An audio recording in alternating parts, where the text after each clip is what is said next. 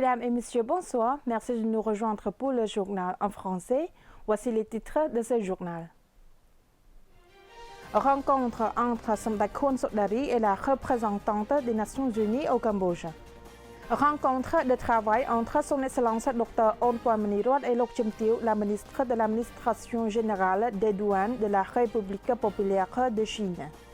Cérémonie de signature sur ce projet de coopération dans le cadre du Fonds spécial Mekong Lantern 2026. Le Cambodge et la Chine concluent des accords pour l'exportation de viande et de fruits séchés. La présidente de l'Assemblée nationale du Cambodge et la représentante des Nations unies au Cambodge s'engagent à poursuivre une coopération plus étroite afin de renforcer le rôle de l'Assemblée nationale et de mieux servir les intérêts du peuple. សម្ដេចមហារដ្ឋសភាធិការធិបតីខុនសូដារី présidente de l'Assemblée nationale cambodgienne a reçu Madame Vladinka Endriva, coordinatrice résidente de l'ONU au Cambodge, pour une visite de courtoisie et une réunion de travail au palais de l'Assemblée nationale à Phnom Penh le 4 juin. La rencontre a réaffirmé l'engagement du Cambodge en faveur de la réalisation des objectifs de développement durable ODD, de la promotion de la paix, de la modernisation parlementaire et du renforcement de la coopération avec l'ONU dans le domaine du développement durable et de la réforme institutionnelle. Samdech Khun Sodari a salué le soutien des agences onusiennes au Cambodge, les qualifiant de partenaires stratégiques dans la promotion de la paix, de la stabilité, de l'inclusion sociale et du développement depuis la période de reconstruction post-conflit. Elle a souligné l'évolution du Cambodge, passé du statut de bénéficiaire des opérations de maintien de la paix à celui de contributeur actif aux missions internationales. Réaffirmant l'engagement du royaume envers les ODD, selon le principe de ne laisser personne de côté, elle a mis en avant la cohérence avec la stratégie pentagonale phase 1 du gouvernement royal, axée notamment sur les ressources humaines, les infrastructures, l'accès à l'eau, l'électricité et la transformation numérique. Elle a ajouté que les technologies et l'innovation constituaient des moteurs essentiels dans le développement durable et inclusif, tandis que le renforcement du capital humain demeure une priorité nationale à travers les investissements dans l'éducation, les compétences, la santé et la couverture sanitaire universelle. Samdech Khun Sodari a également évoqué les progrès du Cambodge dans la réduction des infections au VIH-Sida,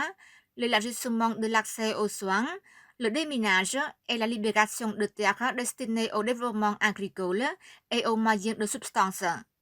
Concernant l'égalité des sexes, elle a réaffirmé l'engagement de l'Assemblée nationale en faveur du leadership féminin et de la participation des femmes à la prise de décision politique.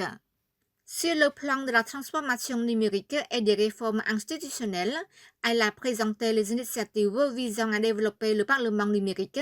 au Parlement, le gouvernement numérique, au gouvernement, et l'économie numérique, tout en favorisant une utilisation responsable des technologies numériques et de l'intelligence artificielle pour améliorer la gouvernance et les services publics. De son côté, Mme Vladinka Endriva a salué l'engagement politique du Cambodge en faveur du développement durable et a réaffirmé le soutien continu de l'ONU aux priorités nationales inscrites dans la stratégie pentagonale. Elle a aussi exprimé sa confiance dans les objectifs du Cambodge visant à sortir du statut de pays les moins avancés d'ici 2029, à devenir un pays à revenu intermédiaire supérieur d'ici 2030 et à atteindre le statut de pays à revenu élevé d'ici 2050. Les deux parties ont conclu la rencontre en affirmant la volonté de renforcer la coopération pour soutenir un développement pacifique, résilient et inclusif du Cambodge. Son Excellence Dr. Onpwa Menirot a reçu une visite de courtoisie de Lok Chim Teo Son Maichun, ministre de l'Administration générale des douanes de la République populaire de Chine à l'occasion qu'elle a participé au 24e dialogue entre l'administration générale des douanes de la République populaire de Chine et les directeurs généraux des administrations douanières de l'ASEAN à Phnom Penh. Dans l'après-midi du 3 juin 2026, au siège du ministère de l'économie et des finances, son Excellence Akep Mandat Sapiecha Onpuan Maniruat, vice-premier ministre et ministre de l'économie et des finances, a reçu une visite de courtoisie de Lokchumteo Son Maichon, ministre de l'administration générale des douanes de la République populaire de Chine. Son Excellence Wang Wenbin, ambassadeur extraordinaire et plénipotentiaire de la République populaire de Chine auprès du Royaume du Cambodge, était également présent à cette rencontre. Lors de la rencontre, son Excellence Akep Mandat Sapiecha Onpuan Maniruat, vice-premier ministre et ministre de l'économie et des finances, a exprimé sa profonde gratitude et a salué la coopération entre les administrations douanières des deux pays, notamment la fourniture d'une assistance technique par l'administration des douanes chinoises en matière de travaux techniques douaniers, de facilitation du commerce, de renforcement des capacités en ressources humaines et de développement institutionnel d'initiatives d'administration douanière intelligente, d'intelligence artificielle pour promouvoir, renforcer et détendre la connectivité régionale entre le Cambodge et la Chine et les membres de l'ASEAN, etc. Lokchumteo Son Maichon a présenté les résultats du 24e dialogue entre l'administration générale des douanes de Chine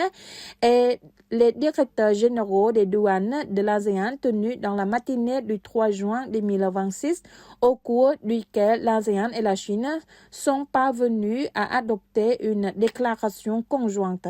Elle a également annoncé que le 4 juin 2026, les deux parties procéderaient à la signature de l'accord de reconnaissance mutuelle du programme d'opération économique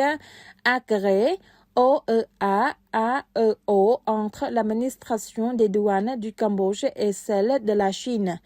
Son Excellence Onpuan Maniruat a présenté la situation socio-économique actuelle du Cambodge ainsi que les mesures prioritaires récemment adoptées par le gouvernement royal dans le domaine des douanes et des assises,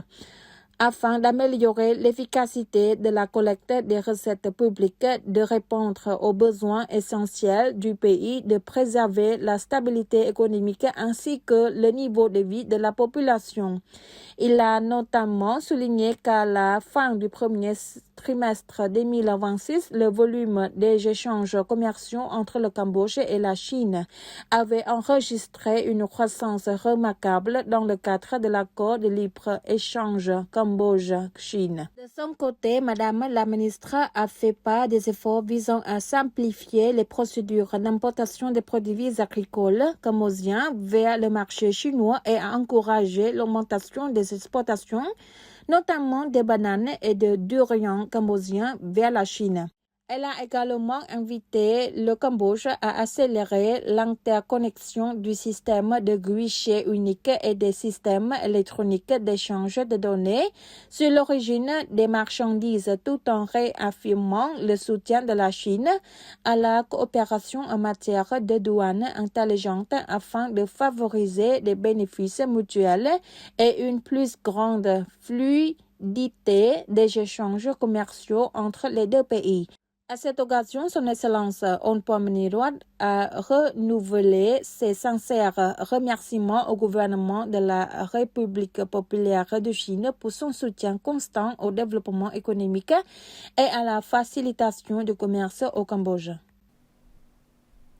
Le Cambodge et la Chine signent un accord portant sur ce projet de coopération dans le cadre du Fonds spécial Mekong Lantang 2026. Le Cambodge et la Chine ont signé le 4 juin un accord couvrant le 7 projets de coopération dans le cadre du Fonds spécial de coopération Mekong Lantang MLC 2026 pour une valeur totale d'environ 1,98 million de dollars américains. L'accord a été signé à Phnom Penh par son Excellence Prak Sokhonn, vice-premier ministre et ministre des Affaires étrangères et de la coopération internationale du Royaume du Cambodge, et son Excellence Wang Wenpin, ambassadeur extraordinaire et plénipotentiaire de la République populaire de Chine au Cambodge. Les 7 projets approuvés comprennent un développement d'une coopérative de production de champignons pour la réduction de la pauvreté dans la province de Kandal, 2 projets combinés de diversification économique rurale et de partage durable des ressources en eau phase 2, 3 Compact Plus visant à améliorer l'accès aux marchés régionaux grâce à l'innovation dans l'emballage dans les pays du Mekong Lancang, 4 Programme d'élimination de l'hépatite HEP, 5 Numérisation du tourisme communautaire dans la région Mekong Lancang afin de mieux accueillir les touristes chinois, 6 Renforcement des capacités en technologie verte et transformation numérique pour les ingénieurs des pays CLMV, Cambodge, Myanmar, Laos, Vietnam. Et 7 Projet de renforcement des capacités en données hydrologiques et de dialogue régional entre la Chine et le Cambodge dans le cadre du Mekong Lancang. Selon le ministère des Affaires étrangères et de la coopération internationale, ces projets contribueront à soutenir les priorités nationales du Cambodge dans plusieurs domaines, notamment la réduction de la pauvreté, le développement rural, la santé, le tourisme et la transformation numérique. Depuis 2017, le Cambodge a bénéficié d'un financement pour 113 projets dans le cadre du Fonds spécial Mekong Lancang. La mise en œuvre de ces initiatives reflète l'engagement durable du Cambodge et de la Chine à construire une communauté d'avenir partagée fondée sur la paix, la prospérité et le développement durable au bénéfice de l'ensemble des pays de la région Mekong Lancang. Le Cambodge et la Chine signent un protocole visant à ouvrir des voies d'exportation des produits agricoles, notamment les viandes et les fruits séchés du Cambodge vers le marché chinois. Le ministère cambodgien de l'Agriculture, des Forêts, de la Chasse et de la Pêche MAFF et l'Administration générale des douanes de la République populaire de Chine,